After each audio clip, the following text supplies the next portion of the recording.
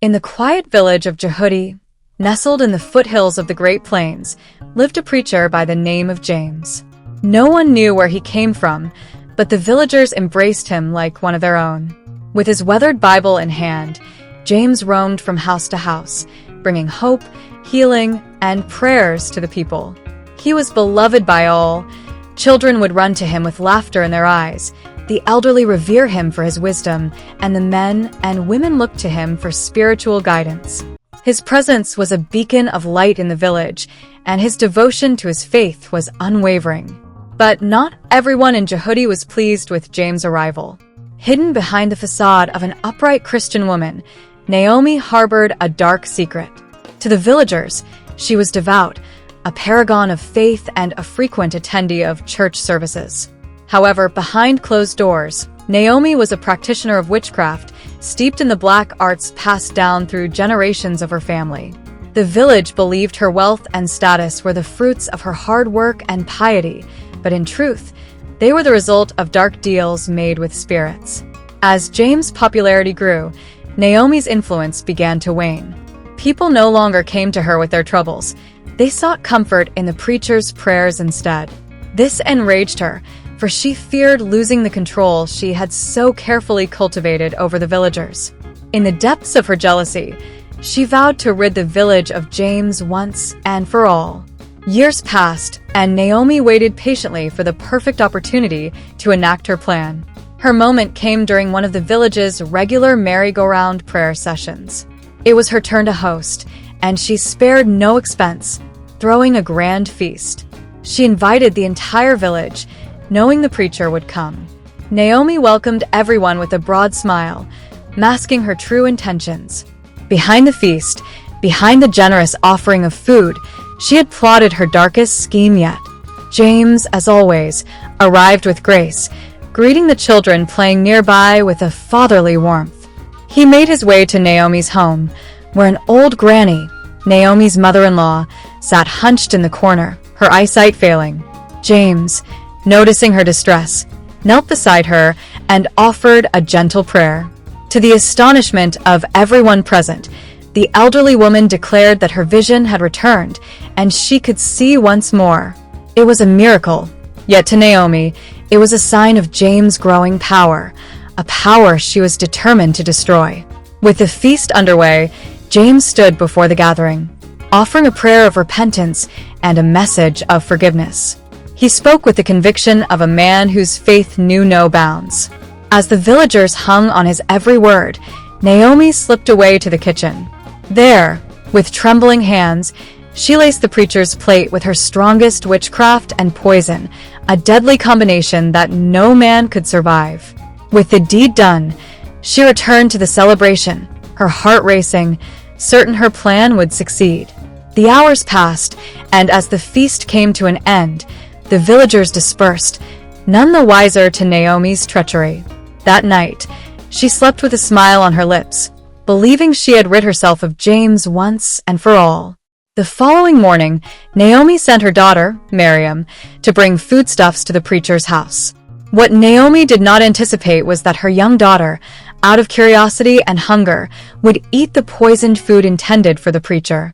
Mariam, unaware of her mother's evil plot, devoured the meal and returned home with an innocent smile. When Naomi saw the empty dish in her daughter's hands, her heart sank. If you are really enjoying this story, please subscribe, like, share, and comment. Why did you eat that food?